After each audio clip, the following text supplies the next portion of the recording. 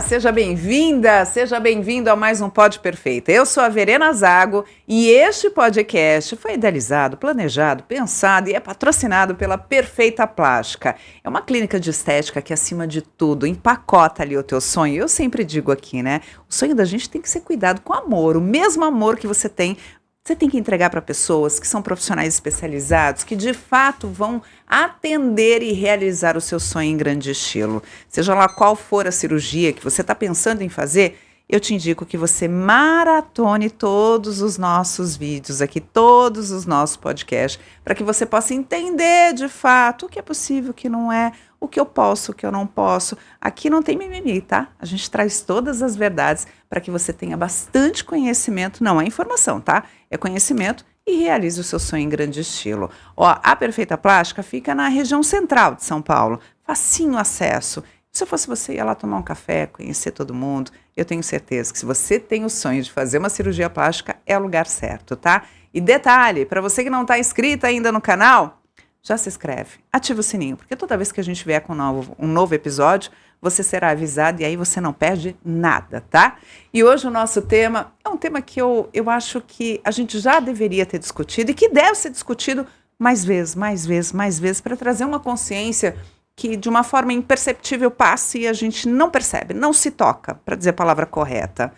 Como é que você se compara em relação às redes sociais? Qual é a tua autoimagem?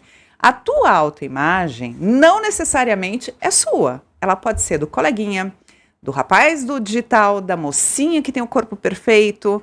Essa não é a sua autoimagem. Nós temos o hábito de pegar a imagem do que está na modinha, do que está ali rolando no momento e fazer com que aquela imagem que o outro está impondo seja a sua. Isso pode trazer sérios problemas, não só em relação à mudança de corpo numa cirurgia plástica, é o de dentro para fora mesmo, né? Porque aí dentro tá tudo bagunçado, você vai fazer do lado de fora para ficar parecido com a fulaninha, com a ciclana, e não vai conseguir se enxergar, ter de fato a sua autoimagem. E para que a gente entenda esse processo das redes sociais, na nossa vida, no nosso dia a dia, na nossa autoimagem, ai, gente, eu estou com ela aqui, doutora Tânia Abreu, psiquiatra, especialista em psiquiatria de estilo de vida. Que eu acho fantástico isso, porque é um contexto todo, a gente inclusive já falou sobre isso no outro podcast, mas acho importante a gente reforçar, é o contexto ali da pessoa, né? É o todo, né? Sim. Não é só um detalhezinho, não. É o todo, né, doutora? Explica um pouquinho. Eu que agradeço, né? E aí tem o podcast que a gente fez, um podcast que a gente falou um pouco sobre psiquiatria de estilo de vida. Foi muito legal. E é muito importante a gente ver tudo isso que está falando, que está determinando uma autoimagem emprestada, na verdade, né? Você tem uma referência de outras pessoas que não é legitimamente a sua. Lá no podcast a gente também falou isso, mas hoje a gente vai trazer questões mais inquietantes da mídia social, né? Como a mídia, como as mídias, como ficar olhando para fora, vai definindo uma autoimagem que não é sua, né? Quanto ela tem de influência, né? Que, ó, vou te garantir que é muito maior do que a gente imagina. Que a gente imagina que é só, não, é muito maior. Sim. Mais de 90% das pessoas, hoje isso, depois de uma pesquisa, 98%, constroem as suas, ou ditam as suas formas de se apresentar diante daquilo que elas veem. Não é diante daquilo que elas querem, ou do que elas gostam, ou do que elas realmente, de fato, conseguem. Essa história de pessoas ostentarem o tempo todo é porque ela precisa entrar numa sociedade, ela acredita que é sobre isso, que desta forma ela vai ser aceita, ela vai ser bem vista. Então ela, às vezes, faz dívidas. Conheço histórias, viu, doutora? De pessoas que fazem, assim, dívidas estrondosas, alugam até carros e helicópteros para poder mostrar o que não é, para entrar nessa falsa, né, sociedade que me aceite. É uma identidade, essa questão da autoimagem tem a ver também com esse senso de eu no mundo. O quanto que eu construí, e aí é uma educação emocional, que a gente tem, esse podcast ele é bem importante para que as pessoas avaliem adultos, mas também pensem os seus adolescentes, suas crianças, o quanto que eu estou ajudando esse jovem, ou eu estou construindo uma autoimagem de fato, um eu no mundo, uma identidade singular, que foi um pouco do que a gente já mencionou, mas essa reflexão da minha singularidade, o meu lugar no mundo, e quem sou eu, qual é a minha estética. Ótimo. Qual a minha estética, né? E aí as mídias, eu acho que confundem muitas pessoas, e aí você pega emprestado esses sensos de identidade a partir da estética, a partir dos formatos, né? Então, esse formato de boca vai me dar isso. Como se eu juntasse aquela estética a um valor. Se isso não está processado de verdade dentro de você, isso não vai te dar felicidade. Por falar em boca, por falar em associar, me fez lembrar agora do ex-participante da Fazenda 13, se eu não me engano, o Rico, né? E ele está sendo o comentário da bola, tá a bola da vez agora nesse momento, exatamente pela mudança, pela quantidade de cirurgia plástica que ele fez para poder atingir. Aliás, eu acho até que é bem legal, eu li essa matéria aqui para vocês, um trechinho da matéria, da explicação dele, doutora, vou ler, inclusive para você. A explicação dele foi o seguinte, ele explicou que a pressão presta atenção nisso, gente, que a pressão para atender os padrões de beleza da sociedade o levou a fazer essas mudanças. Constantes críticas, ele recebia por mensagens, DMs, até de pessoas que conviviam com eles, e isso acabou afetando a sua autoestima, e aí ele resolveu fazer aquela quantidade de cirurgia. Isso é muito sério, né, doutora Tânia? É o que a gente vai falar, né, do cyberbullying, né, do bullying virtual, de como as pessoas vão também sendo muito cruéis, até perversas, e o quanto que eu acho que esse rapaz, ele traz muito essa questão dele compartilhar essa vulnerabilidade.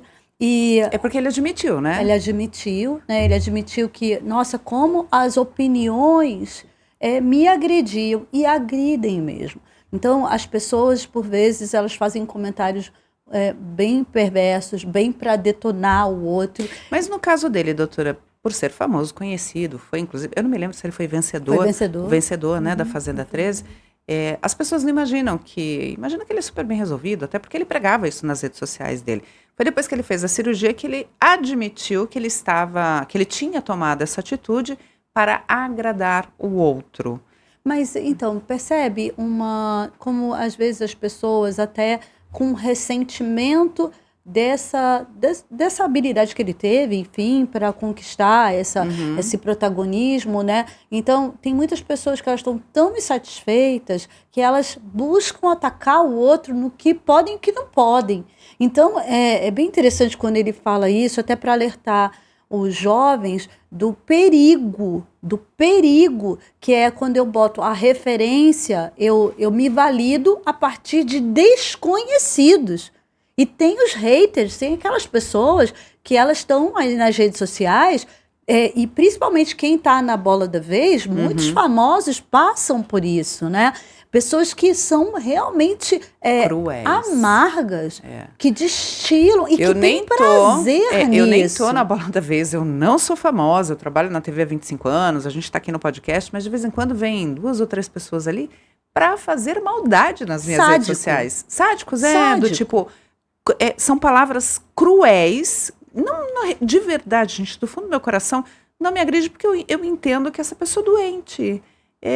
Inclusive eu escrevo lá, estou orando por você. Normalmente essa é a minha frase, depois eu bloqueio. Estou orando por você, porque é o que precisa de verdade. Sim. Mas é de uma crueldade sem o menor pudor em falar. Como lidar com isso? Sou uma mulher madura, estou sempre buscando evolução, controlo ali, tento controlar, né, equilibrar o meu emocional, mas nem todo mundo tem essa. Já venho da TV há 25 anos, da mídia, enfim, então eu já tenho um pouquinho de habilidade de ter gente que me ama, tem gente que me odeia, tem gente que gosta, tem gente que não, e a TV traz muito isso, exatamente. Mas como é que as pessoas podem se defender disso? Ou minimamente se preparar? Né? Eu acho que um aspecto que principalmente as pessoas hoje elas estão utilizando muitas redes sociais para se conectar com as outras e ter validação. A validação. Feedback, né? Então, isso é um bocado perigoso, especialmente quando você tem milhares de seguidores, ou mesmo alguns seguidores, que você, de alguma maneira, fica muito assim, estou certo, estou bonito, estou ok, de acordo com o que eles dizem. aí tem um perigo muito grande. Então, eu acho que um grande alerta é as pessoas começarem a perceber o quanto que eu fico dependente da opinião, da validação, da confirmação. E se eu tô frágil, quer dizer, se isso começa a me deixar muito inadequado, que foi o que ele sentiu. Nossa, eu tô muito feio. As pessoas estão dizendo que eu sou feio. E isso, para ele, né? Talvez ele tivesse algumas questões que ele tivesse que fortalecer. Sim. Tá, eu posso, eu quero, né? As pessoas falam isso, mas eu quero melhorar isso, né? Eu quero, sei lá, mudar, fazer uma cirurgia plástica, mas por um processo dele, não para atender o conceito de feiura que alguém falou, você é feio. Ah, legal isso, Você é doutora. feio. E eu quero deixar claro aqui que a questão não é ele ter feito, né? Eu acho que se a gente pode melhorar a nossa condição, se você quer melhorar a tua condição, se é o seu sonho, tá tudo certo. A questão foi, inclusive, o que ele disse nessa matéria que eu li aqui, que ele fez porque as pessoas... Estava cansado, estou cansado de ouvir que eu sou feio, que eu não estou dentro do padrão. Depois ele deu uma entrevista para a TV, inclusive ele falou, meu olho, todo mundo falava que estava caído demais, que eu estava com olho de velho. O meu nariz, todo mundo dizia, em nenhum momento ele disse, eu fiz porque me incomodava o meu olho, me incomodava o meu nariz, a minha boca, em nenhum momento eu vi ele falando isso. Então a questão não é, não faça cirurgia plástica, pelo contrário, nós estamos aqui para te fortalecer na realização desse sonho. Não é sobre não fazer, é fazer consciente. É fazer sabendo que você quer, não dentro do padrão do outro. Eu acho que é bem importante a gente pontuar isso, né, doutora? E eu acho que tem uma coisa também bem interessante que acontece de parâmetros de crueldade na internet que a gente tem que começar a reconhecer, é que tem esses haters, eles acabam pegando no ponto que dói. E se de alguma maneira você percebe, né, isso aqui ponto me dói, e parece que as pessoas futucam mais ainda, né? Então ele fala assim, eu não aguentava mais. De alguma maneira... Ele usou essa palavra várias vezes. Não aguentava mais. Então as pessoas perceberam essa fragilidade e foram futucando ali. Então é muito importante as pessoas que começam a perceber, nossa, essas opiniões da internet estão me machucando. E eu estou começando a reagir, a agir a partir disso. Isso. Trava, sistema Toyota, tem sinal de alerta, puxa, trava, e não vou responder para essas pessoas que eu nem conheço. Mas o problema está nele. Nem conheço. O problema está totalmente nele, né? Não, o problema não é questão que o problema está nele. Olha só, as pessoas... Não, então, mas nós somos, pensa assim, nós somos sujeitos sociais, tá? Se várias pessoas do meu universo, começam a dizer, você é feia, você é inadequada, você não tá, não, olha só o teu nariz, olha só a sua boca. Se eu começo a ter um universo imagina esse bombardeio em cima de você. Por mais bem resolvido que você seja. É que essa questão e outro detalhe, né? Você, no teu caso, Wagner, que é aqui o nosso diretor, as redes sociais não faz diferença na sua vida no sentido de trabalho, de estar ali no convívio. Não faz. É legal, mas não faz parte da sua vida. No caso dele, ele é uma pessoa famosa no digital também. Ele tem milhões de seguidores. Então pesa muito. Pesa né? muito. Pesa e talvez, bastante. Eu não sei quantas mensagens...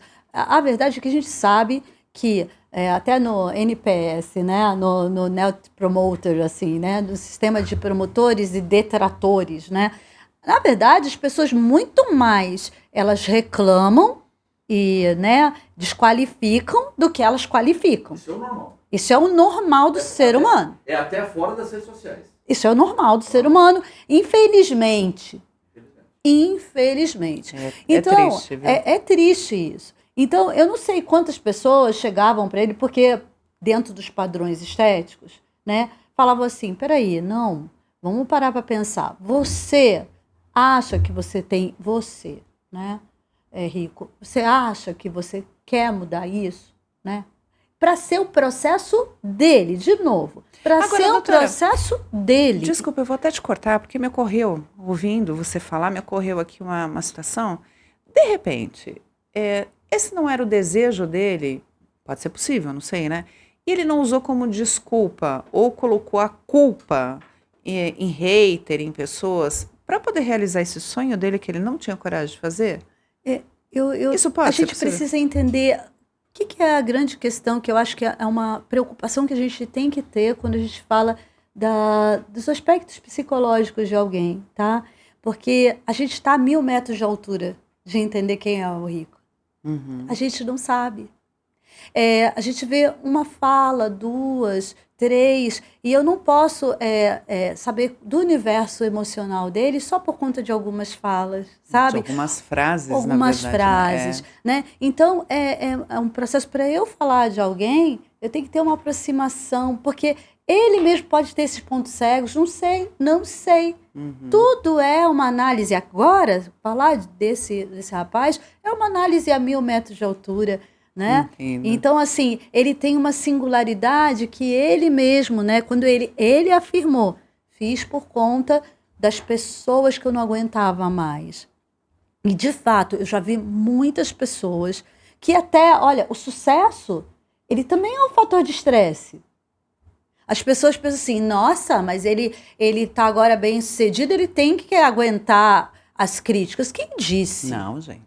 Não. Quem disse? Ninguém tem que aguentar nada, ninguém é obrigado a nada. Entendeu? Às vezes ninguém tem o é... direito de, porque o cara tá na bola da vez, porque o cara tá na mídia, de ser tóxico. A gente não tem que ser tóxico com ninguém. Mas a população né? O ser humano é. Sim, sim. Eu acho que ele denuncia isso, né? Eu acho que ele traz, inclusive, isso vira um tema para a gente mostrar, sim, que os jovens, especialmente os jovens, mas eu sinto que também adultos, a gente sente a pressão social, mas os jovens, eles estão mais vulneráveis às pressões externas. E a gente tem que ter cuidado com isso. Boa. Qual é o principal padrão de beleza que é pregado para esses jovens hoje? E real, óbvio. Você tem uma ideia, doutora Tânia, porque às vezes eu tenho a sensação que é uma ditadura, que eles pregam um padrão de beleza, né? E não sou mais mãe de jovens, os meus filhos já são adultos, já estão, mas tem a minha netinha. Isso me preocupa muito, essa faixa, essa etiqueta que eles colocam como padrão de moda para os mais jovens. Sim. E a grande maioria entra. E é irreal isso, né? A gente estava conversando dessa questão da mídia e o papel da mídia, eu acho que também na mídia, em educar e trazer uma reflexão, como a gente está trazendo aqui, né, desses padrões, né, que são de ultrassimetria, né, porque aí o que acontece com o rosto dele? Ah, não, mas aqui não está simétrico o suficiente. O nariz, o olho não tá levantado o suficiente. E aí ele vai falar, então, para as pessoas me validarem, eu tenho que estar nesse padrão. Então, eu tenho grana, eu vou estar entrando nesse padrão para ver se as pessoas param de olhar para a minha questão do externo, né? Elas olharem, então, para de olhar para o externo. Para de me encher o saco com o externo. Eu acho que isso é uma preocupação, Verena, muito grande e tem a ver com simetria, é um padrão estético do lábio, que a gente já falou, do lábio carnudo, e tanto é que ele fala, agora o meu rosto ficou aqui, e tem uma sequência, eu vi uma reportagem mostrando a sequência do rosto dele, bem antes, no meio, e agora a última cirurgia que ele fez, conjunto de cirurgias, né? E aí eu vi até um apresentador ironizando e falando assim, até que ficou bonzinho. Essa crueldade, entendeu? De validar e achar que, poxa, não vê o sofrimento. Ficou bonzinho pra quem? Não vê o sofrimento. Essa é a opinião dele, guarda pra ele, não vai agregar em absolutamente nada. Essa insensibilidade, né, que eu acho que me chamou muito a atenção pra mim, né? Sensibilidade, empatia. Eu acho que falta um pouco de bom senso, educação. Porque pra mim é até um pouco de falta de educação mesmo. É desrespeito você invadir o espaço do outro para dar a sua opinião em relação ao que é bonito ou feio. O que é bonito ou feio para você não é o mesmo que é bonito e feio para mim. E essa composição exatamente, essa composição, Verena, de beleza. A gente precisa rever esse conceito de beleza, porque eu não acompanhei a Fazenda 13, mas eu imagino também não. que se esse rapaz, ele ganhou, ele teve uma validação social, Sim. entendeu? Ele teve um processo de validação social Mas talvez ele não importante. tenha conseguido manter, e aí ele achou importante para que ele mantenha o mesmo auge que ele teve lá quando foi vencedor na Fazenda 13. Seria agora mudando toda a estética dele, atendendo aos pedidos? Será que essa validação social ela se manteve? Será que ele estava forte o suficiente para ficar com a validação social? Pois Porque é, ele foi possivelmente visto não, né? como belo, né? Quando a gente decide que alguém vai ganhar um jogo, É porque ele de alguma forma é belo. é porque ele de alguma forma é belo. Né? tem É sentido. porque ele tem uma personalidade gostosa, é porque, né? Ele é uma pessoa gostosa. Ele é uma pessoa gostosa, bonita. bonita. Porque a pessoa, Porque eu validei o temperamento, a personalidade, eu validei. Só que, será que... E a fama, muitas vezes, ela pode ser uma faca de dois gumes. Uhum. Porque aí você entra num mundo, né? Porque ele ganhou pelo belo, talvez pela simplicidade. Eu pouco acompanhei, mas me parece uma pessoa que transmite verdade. Né? Geralmente esses campeões, né? Eles transmitem verdade, legitimidade, alguns valores. De alguma maneira, ele poderia se apropriar disso e se ele quisesse, sei lá, mudar a estética, mas quando ele fala, eu fiz porque as pessoas estavam me chamando de feio. Aí é que eu acho que é o perigoso, ele né? estava frágil, de alguma maneira. Uhum. Exatamente. Agora, doutora, quais são as chances de a gente... Eu reforço aqui, nós não estamos falando não faça ou faça, não é nada disso. O que a gente está trazendo aqui é a possibilidade de você entender que o seu sonho, a sua cirurgia plástica não depende da aprovação do outro. Você só vai estar pronta, de fato, para fazer a sua cirurgia, para realizar o seu sonho, seja lá qual for a região, o procedimento, quando você decidir, né? Não quando o outro determinar, não quando o outro em criar um caminho ali para você, olha, não tá legal, vai lá e faz e resolve. Não, é sobre você. E é por isso que a Perfeita Plástica é tão importante nesse processo do antes, do durante e do depois, do pós, porque o antes eles fazem toda uma análise, uma equipe de médicos, é como se fosse ali mesmo, eu falo que eles têm um interfone interno, sabe? A gente brinca aqui, porque tem o psicólogo, o terapeuta, nutricionista, e não é o que o paciente quer, não é as expectativas, é exatamente o que pode. Isso é muito, muito importante para mim, doutora Tânia, porque as pessoas geram muita expectativa, e aí vai para uma cirurgia dessa, se não tem todo esse preparo, sai extremamente frustrada. Eu fiquei agora pensando... E aí cria um problema, né? Eu fiquei pensando agora nesse moço, porque eu vi ele no Insta falando que ele estava com a irmã dele, se recuperando. Eu vi uma chamada, não sei quanto tempo isso passou, dele com a irmã dele na recuperação do pós-operatório. Minha irmã está aqui comigo. Aí a irmã, já mudou muito o rosto, né? E aí depois eu vi foto dele bem bonito, assim, ele estava tava bem, a estética estava simétrica, estava tudo mais simétrico, digamos assim, né? Fez um bom trabalho de cirurgia, que ficou aquela estética simétrica. Mas aí eu fico pensando agora, fiquei pensando a jornada do herói, sabe? Dele agora, você falou assim, será que ele fez tudo isso para ele se autorizar? Vontade, exatamente. Será que ele fez tudo isso, então, não era nem de repente uma questão, não era uma questão, mas aí as pessoas provocaram ele a olhar, e aí ele agora, aí eu fico pensando ele como um grande herói, ele, assim, o que ele tem a ensinar? O que ele pode ensinar para os jovens sobre isso, para eles fazerem o seu processo. E o que está sendo esse processo agora para ele? Perfeito. Então, eu não sei se ele vai nos assistir, mas eu fiquei pensando na jornada de um herói, né? Eu vou até acompanhar e ver como é que foi a jornada, que agora eu fiquei curiosa. Nossa, mas ele deve ter sido tão belo. Em que ele foi belo? E ele pegar isso, sabe? Acho que vale mais um tema pra gente, viu, diretor? Já agenda o próximo podcast.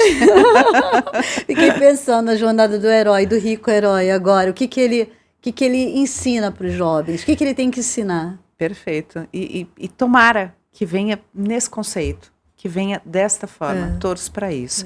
Agora, doutora, como é que a cirurgia plástica, já que a gente está falando ali dessa imposição, né, das mídias sociais, especialmente hoje Instagram, TikTok, Como é que a cirurgia plástica pode ajudar e qual é a medida? Existe uma medida? Porque as pessoas, quando a gente fala inclusive desse padrão, eu percebo que está todo mundo sem medida, não tem mais medida. Não tem medida a ponto, inclusive de relatos de alguns profissionais que passaram por aqui, das pessoas querendo fazer tipo 3, 4 procedimentos, engasguei de novo, abdominoplastia, mama, quer fazer tudo ao mesmo tempo, não tem nem paciência, não tem entendimento da gravidade de querer fazer o processo por etapa. Até onde eu posso entender isso sem profissional do meu lado, até que eu procure o profissional. Mas agora, já, nesse processo, quero fazer uma cirurgia plástica, qual é o meu ideal? Existe. Como é que eu vou me regular? Como é que eu vou entender que, peraí, eu estou querendo fazer por mim ou eu estou querendo ficar igual a fulana? Terapia. Boa, é isso. Porque grossa, adoro. É isso, gente. Terapia. Vou repetir. Terapia. Terapia, porque às vezes não é tão fácil sozinha. Não é tão fácil sozinha.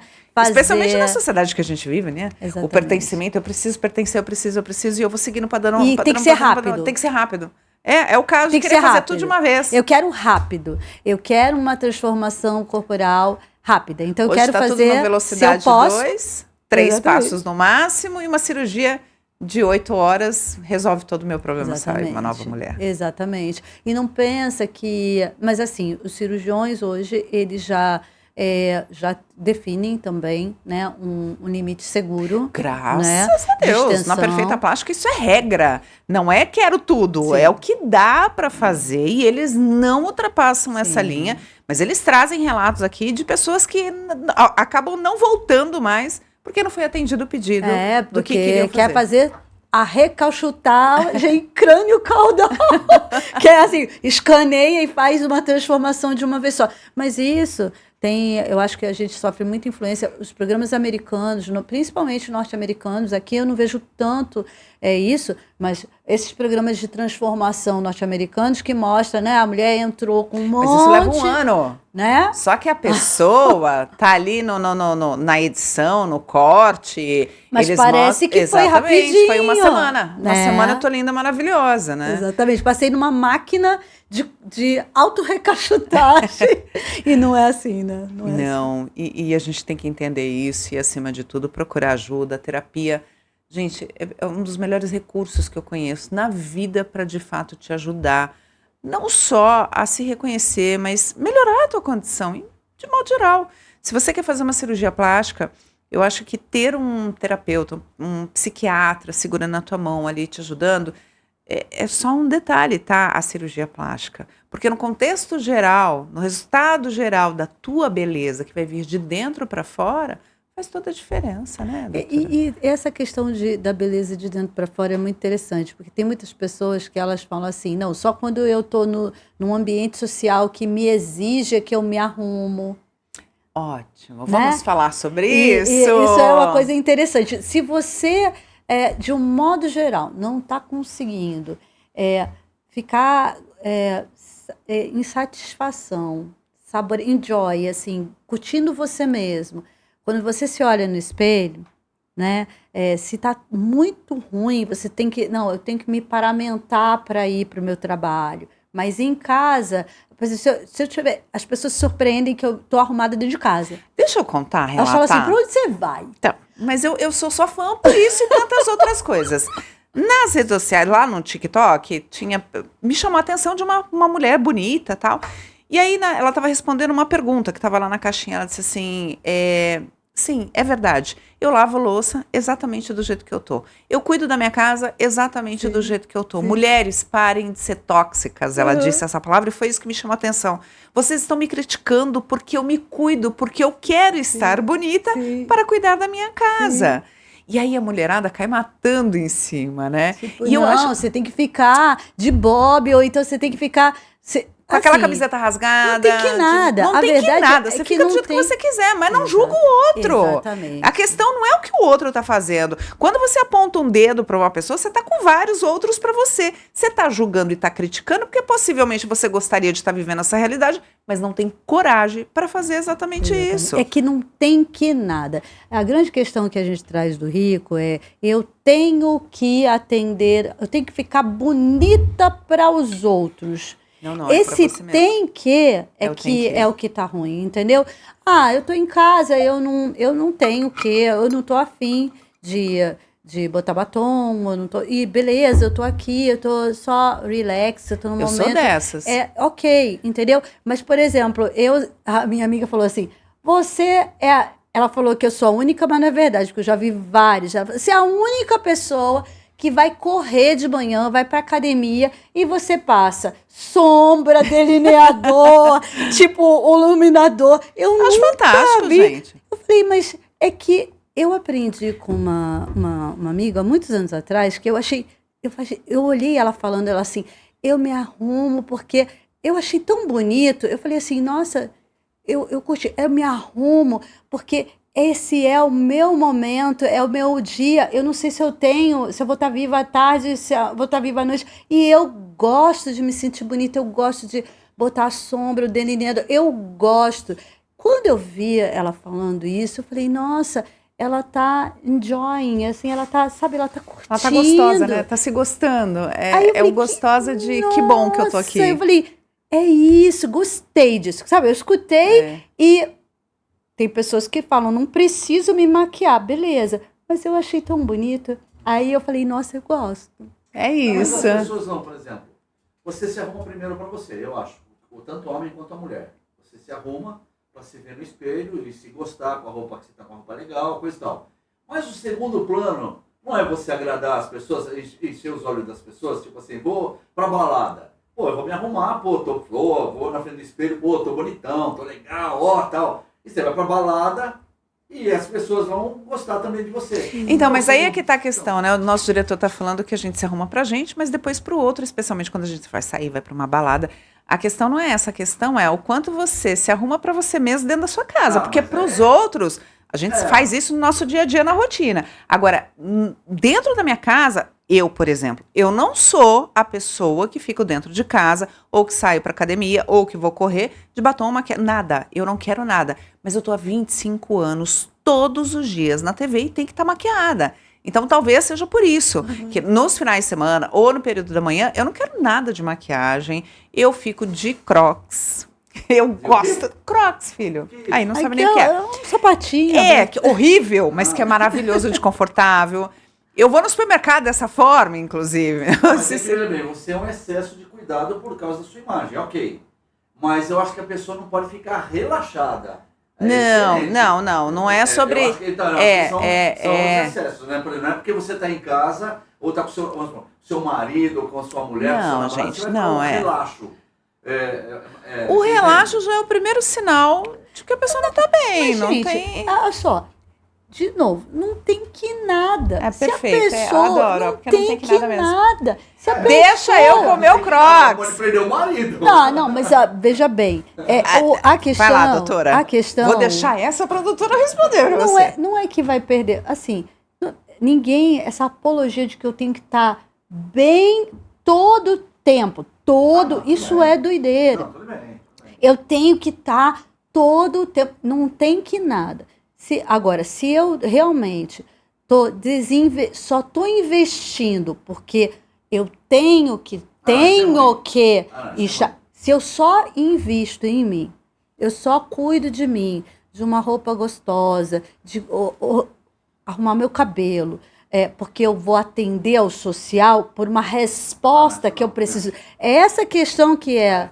Aí em casa, na verdade, eu me descabelo todo, sempre, né? Eu fico, e aí é um fardo eu me arrumar, eu só me arrumo porque eu tenho, aí é um problema. Entendeu? E outra coisa... Só me arrumo porque eu tenho que. Só para complementar o que a doutora disse, eu não acredito, né? E essa até é uma opinião pessoal minha, que ninguém perde ninguém. Se a pessoa foi embora, porque quando você está à vontade, que é o meu caso, no final de semana, que eu fico à vontade, sem maquiagem, com cabelo preso, cabelo solto do jeito que eu quero, é porque de fato nunca pertenceu. Nunca fez parte do meu... Então ninguém perde ninguém, no sentido de... o marido foi embora porque a esposa, porque a Verena não se arrumava no final de semana. Porque a Verena... Não, tudo bem. Você está falando, você tem uma razão parcial. O que eu digo é o seguinte, isso não é só para mulher, é tanto para homem quanto para mulher. Sim. Eu já vi uns caras casados, um relaxo. Como eu já vi mulher, um relaxo. Mas aí é falta de auto-amor, né? De autocuidado. É e desrespeito com o parceiro. Mas aí é desrespeito. Um relacionamento. Porque eu acho que quando é tipo assim, já casei, agora eu posso tudo, é o perigo. Doutora, tem gente que ainda pensa assim? Perigo. Olha, eu acho que eu espero que não, gente. De novo. Em nome de Jesus. Tem gente que pensa do tipo, assim. Casei e acabou? Tem gente, não. Tem muita gente. Casei, aí é que você tem que ter um cuidadozinho gostoso, aquela coisinha gostosa. Não pode Mas ser. de novo, olha só. De novo. Tem que o quê? Eu tenho, para manter o casamento, eu tenho o quê? Não tem nada. Não tem que nada. Não é isso. Então, é o lance assim. Para estar bem comigo, enquanto pessoa, para eu me sentir... É que essa questão do ter e do ser. Eu tenho alguém, eu tenho um casamento... Eu tenho que ser. Então, aí eu tenho que fazer um protocolo. Esse é o problema. Quando não tem espontaneidade, entendeu? Eu vivi esse protocolo, doutora. Foi exatamente isso o meu casamento. E por isso tanta frustração, tanta dor, enfim... Porque eu achei que eu tinha que cumprir o papel de esposa. Lavar, passar, cozinhar, cuidar dos filhos. Eu fazia a barra da calça dos meus maridos, as calças dos meus maridos. Do meu marido. É um tema muito... Se um fez eu passar o que eu passei, imagina, mas não, gente. Não, foi só um detalhe. Para mim, tudo aquilo era o meu contexto, era a minha obrigação, era o meu protocolo. Eu tenho que. E, de fato, naquele momento, eu realmente não me cuidava. Até uma vez eu participei de uma entrevista e o entrevistador foi dentro de uma programação evangélica de alguns pastores, numa emissora. Ele disse assim, mas também, olha aí, você não se cuidava, você meio que mereceu isso. Opa. Você não se... não, mas eu ouvi isso. E eu estava sempre disponível, e de fato eu não me cuidava, não mesmo. O máximo que eu fazia era dar uma penteadinha diferente de vez em quando no cabelo, até porque ele não me enxergava mais. Ele não me enxergava, a ponto de um dia que eu coloquei uma camisola um pouco mais sensual, e fui toda felizinha mostrar para ele a beleza, ele disse assim, pra que isso? Isso me gerou um trauma durante anos, gente. Aí ele me disse, pra que isso? Então... Porque a minha única... E tudo bem, viu? Não tinha problema. Tá bom. Ele não gostou, tá tudo certo. Porque o meu papel era cumprir um protocolo. O papo tá muito bom, eu queria estar aí. Para falar do lado do homem. Ele falou o seguinte, na vida tudo tem o ônus e tem o bônus.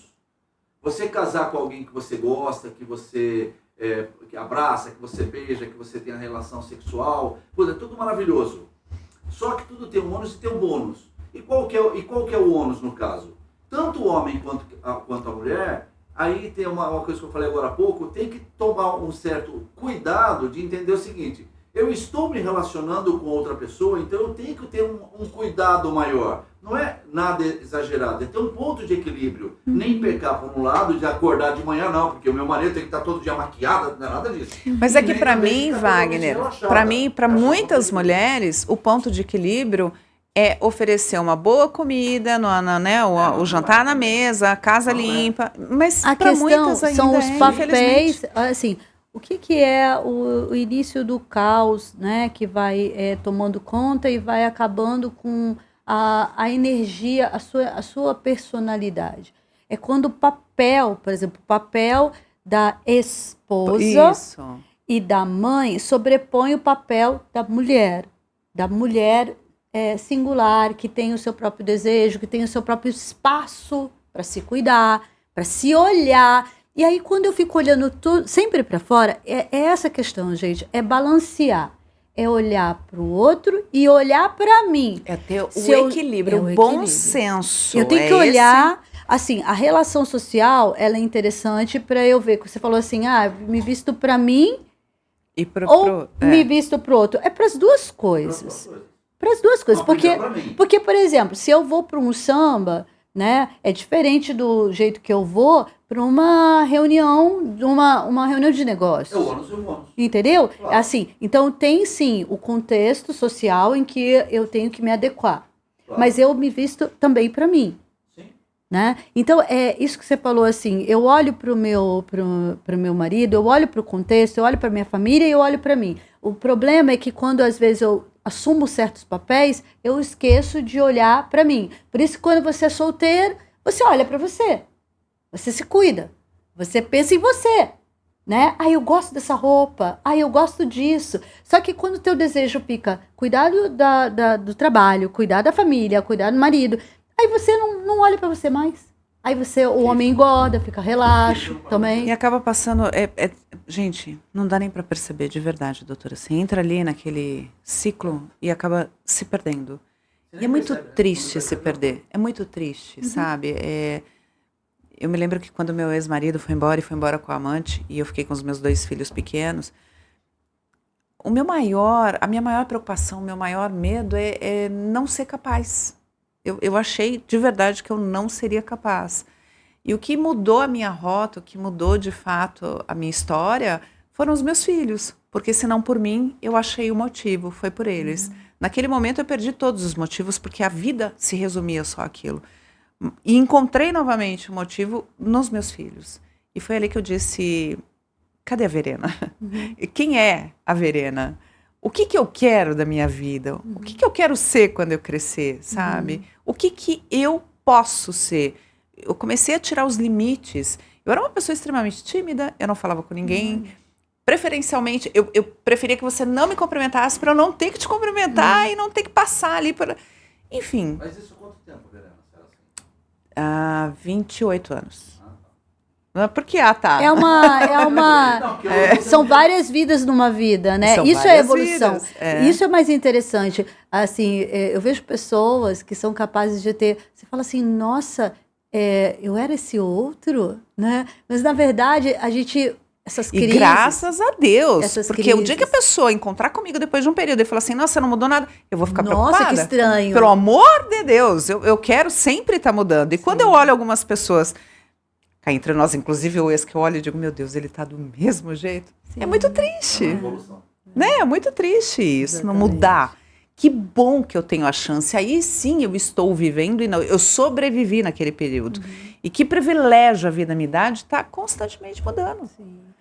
Eu acho que essa questão do belo, da beleza, da estética e do que vai definindo as nossas escolhas, as nossas decisões, tem muito a ver com esse papel que a gente... Qual é o papel que eu estou ocupando, né? O que me representa. Se eu não respondo isso e não tenho uma resposta clara e balanceada, quais são os meus papéis e quais eles me representam, aí eu tomo uma decisão de como eu me visto, de que cirurgia que eu faço a partir disto. A partir disto, se eu só olho para fora, tá ruim, né? Se eu tomo uma decisão baseada só em atender os outros, não tá legal. E às vezes você precisa passar por esse processo de dor, como eu passei, para poder entender de fato quais são as suas reais capacidades, não a capacidade que o outro impõe, coloca. Eu vi muitas vezes, o máximo que você vai fazer é faxina. E volto a dizer, não teria problema nenhum. Com certeza eu seria uma excelente faxineira, mas eu podia muito mais que isso. No entanto, se eu tivesse ouvido e acreditado naquela verdade, talvez eu hoje seria uma faxineira. E tudo bem, mas dava para ir além. O que a gente está querendo dizer... E tem um outro detalhe, tá? O sonho da minha vida, mesmo no período do casamento, era fazer a tal da cirurgia que eu disse que eu fiz, a abdominoplastia.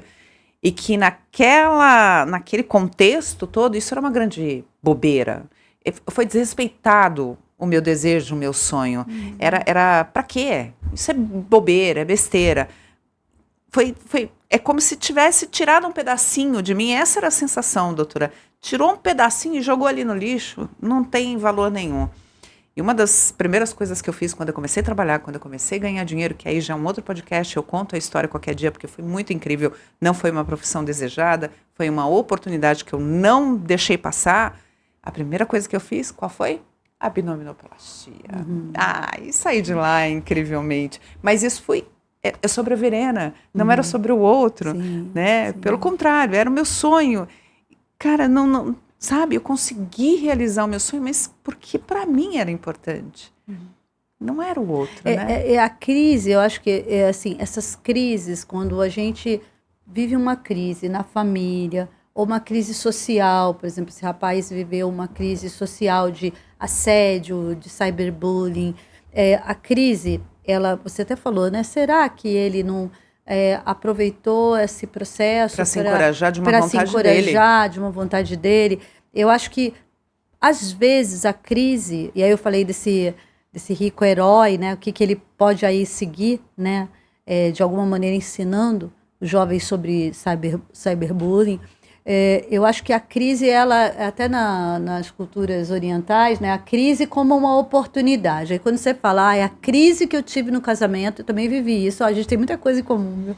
Aliás, não só nós duas, mas eu acho que muitas mulheres, mulheres vivem esse dilema, né? Poxa, mas como é que eu vou dar conta? E aí a gente vê que o espelho tem duas faces. Eu não sei se você conhece esse filme. Sim. Que a Barbra Streisand... exatamente, maravilhoso esse filme. Esse filme muito legal. É maravilhoso. Então, quantas pessoas que numa crise vão se sentindo feias, e esse contexto de você ficar a feia, a intelectual, ou então a do lar, a descuidada, a gorda, porque você vai se anulando e vai acreditando que você é feio, né? Então, o quanto que social também, né?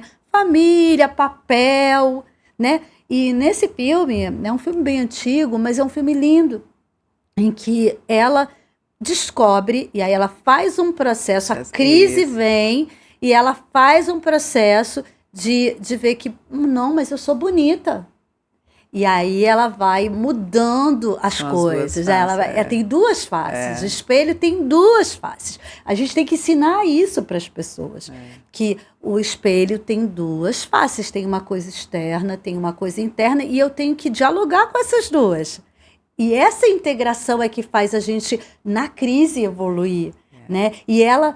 fica bonita, Wagner. E ela era a feia, a intelectual. Aí quem era bonita era a mãe, era a irmã. Sempre os outros eram bonitos e ela aceitou aquele lugar. Aí, neste caso, quando ela consegue se enxergar, aí eu sou a favor dela começar. Aí ela começa. Né, não só no filme, mas muda o cabelo. Na vida real. Aí você vai realizar seu sonho, vai fazer a cirurgia plástica que você quer. Aí você vai cuidar da sua pele, aí você vai fazer o corte de cabelo que você sempre sonhou. Aí sim. Aí você fala, nossa, aquela mulher de 10, 15 anos atrás, nossa, Então, quando eu conto de verdade a minha história, as pessoas não acreditam, porque me vê hoje, né? Falam, imagina, não, você não viveu isso. Não, você não...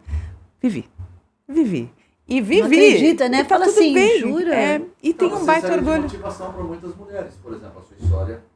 A doutora falou que viveu também uma história parecida, tem muita coisa que parece com você, que vocês viram de forma parecida, mas ela também serve de inspiração para muitas mulheres. Sim. Para se reencontrar, para se reavaliar, para entender o que está acontecendo em volta dela. Porque... Na verdade, Wagner, eu acredito que todas as mulheres têm histórias e servem de inspiração uma para as outras. O que eu gostaria é que nós conseguíssemos de uma forma leve, realmente se unir ali para que todo mundo conte a sua história e entenda a importância o respeito por cada uma. A gente até comentou aqui hoje sobre uma blogueira que chamou as mulheres de tóxicas porque caíram matando em cima dela, porque é essa falta de cuidado, porque esta pessoa que estava apontando o dedo também tem uma história que pode inspirar a outra. A outra também tem uma história que pode inspirar. Então, trazer isso para, sabe, esse universo que é gigantesco. A sororidade, né? Gente, e como as histórias, elas se conectam. Elas se conectam, se a gente conseguisse ter esse privilégio, né, de fato, tá todo mundo ali de mão dada, sem apontar, sem julgar, sem... Não é sobre isso, né? Fatalmente, tudo seria diferente. Mas enquanto não está todo mundo junto, vai você contar as nossas histórias para que a gente possa inspirar, sim, e fazer você acreditar que você pode, que você é capaz. Só depende de você, tá? Eu tô falando isso porque eu senti na pele. Não é papo de coach, de vai lá, vai, bate no peito, não é nada disso, não. Eu realmente vivi uma história assim. Sim, sim. É engraçado, né, que na época me fez lembrar, e aí eu acho que cada mulher que está assistindo vai pensando a sua história, né? É muito interessante que alguns colegas da época da faculdade falam assim, nossa, Tânia, porque, sério, se você pegar uma foto, eu tenho 51 anos. Tenho 50. Assim, você pegar uma foto... Não me troco pela Verena de 30 anos atrás. Não. Não me troco. E é muito interessante, né? Porque como eu não me achava bonita. Foi muito engraçado, e por isso eu lembro do Espelho Tem Duas Faces, desse filme, porque quando você cai a ficha de que você é bonita. Eu fui uma adolescente, que eu sofri bullying, eu era chamada de dentossauro. Meu Deus do céu, e criança é tão cruel, né, gente? E durante a faculdade, assim, parece que você não é visto como mulher, né? E aí, quando a crise, de novo, crise como oportunidade, foi quando eu me divorciei, que eu comecei a falar assim, nossa, eu comecei correndo, corra com a Guarda Metropolitana do Ibirapuera. Aí eu falei assim, nossa, mas esse cabelo não tá legal, eu tava com o cabelo bem curto. Eu falei assim, nossa, mas eu vou também mudar o cabelo. Aí eu fiz um alongamento, mas foi um processo que eu fiz junto com terapia. Perfeito. E que faz toda a diferença. Que eu fiz junto com o naquele momento eu não tive a oportunidade, terapia. a possibilidade de terapia, mas eu busquei muita leitura, eu me apegava muito a esses livros que de fato traz um conteúdo riquíssimo. Enfim, fui criando ali as minhas alternativas dentro da minha jornada para que pudesse de fato fazer a diferença, e é o que eu espero, de verdade. Eu espero que você consiga entender a sua real importância, que você tenha aí clareza sobre essas duas faces. Não é o que pregaram, é o que de fato você é. Mas, às vezes não é nem o que você está vendo nesse momento. Vai buscando, vai se revelar, vai se revelar. Vai se revelando. E é esse processo de revelação, sabe, Verena? Porque aí é de fora para dentro, de dentro para fora, né? Dessas duas faces que a gente vai vendo. E aí, conforme eu fui correndo, e eu estava muito triste naquela época, eu fui pensando assim, na natureza. Eu falo muito com os pacientes do contato com a natureza, de como a natureza também você vai dispersando toda aquela toxicidade, tá triste, tá desgostosa, tá com raiva, e você vai se conectando com uma outra respiração. E aí eu fui começando a ser notada. Veja a importância da conexão social, porque aí você começa a emagrecer. Aí eu comecei a comprar roupas que eu falava assim, nossa, eu gosto de rosa. Até hoje, assim, as pessoas sabem que eu gosto de rosa, né? E aí eu comecei a usar rosa, nossa, eu gosto de rosa, eu me sinto bonita. E aí as pessoas começam a falar, você é bonita. E quando as pessoas começaram a dizer, eu não estava acostumada a ouvir. Eu falei, é mesmo? Eu nem aceitava, eu dizia assim, ai, obrigada, não, mas é porque eu arrumei o cabelo hoje. Ai, não, obrigada, mas é porque eu passei um batonzinho. Eu sempre justificava uma beleza, quando diziam, nossa, como você tá bonita, nossa, como você é bonita.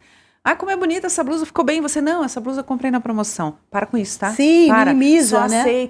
aceita. Como você é bonita, obrigada. Como você está bem vestida, obrigada. Gostei da sua blusa, só isso.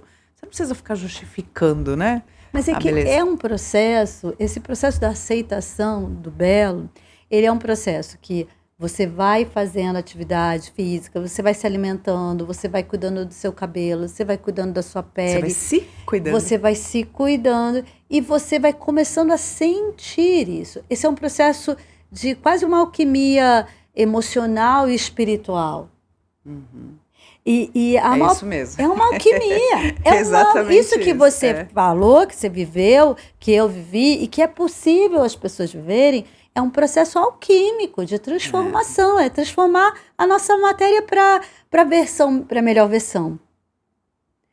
Mas é um processo que a gente precisa ir lapidando. Por isso que eu falei da terapia. Por isso que a terapia é tão importante. É fundamental. E aí te traz a possibilidade de ser quem você quiser, meu amor. Porque sim, você não tem que nada. Você só tem aquilo que te deixa confortável. E o nosso tempo tá acabando. Aliás, já acabou, né? O diretor já fez acabou? assim umas 3 vezes. Não, olha, eu tô vendo e eu diretora, ignorei. É pra fazer tchau, diretor, pra Desculpa, você. Wagner. Ai, gente, que papo delicioso, que coisa boa. Eu quero muito agradecer. Para mim foi um grande prazer te conhecer. Fez toda a diferença desde o nosso primeiro podcast. Aprendi muito, muito, muito. Vou te levar para a vida, sem dúvida alguma, não me escapa mais. Aliás, a gente vai num samba. Vamos juntas, dançar, vamos dançar. juntas. Porque a gente quer viver, não é só sobreviver, né, doutora? Maravilha. Muito obrigada mesmo, Eu viu? que agradeço, Verena. Ai, ó, espero que a gente se encontre aí muitas vezes ainda pela vida. Passa suas redes sociais, por favor. Então, no Instagram, eu quero muito ouvir o feedback das pessoas, né? As dúvidas, as perguntas, as inquietações. Doutora.Tânia Abreu, né? Doutora Tânia Abreu. Depois vai ficar aqui também, né, diretor? Obrigada. Maravilha, obrigada. Foi uma obrigada. delícia. E para você que ficou com a gente até agora, só posso te agradecer, né? Agradecer pelo carinho, pelo respeito, pela participação, para você que já deixou comentários, enfim, pelo seu feedback. E espero, do fundo do meu coração, que nessa jornada, nessa temporada do Pod Perfeita, eu tenho toda certeza que a gente conseguiu fazer pelo menos um pouquinho a diferença. Não estou falando 100%, não estou falando que a gente quis atingir uma... Não. Se a gente conseguiu uma pessoa que realmente, de fato, entendeu a importância do seu sonho, do cuidado com a sua saúde, de procurar profissionais especializados para a realização do seu sonho, está tudo certo. Eu já, com certeza, me sinto uma pessoa extremamente realizada. Então, muito, muito, muito obrigada. A gente se encontra, sem dúvida alguma. Até mais.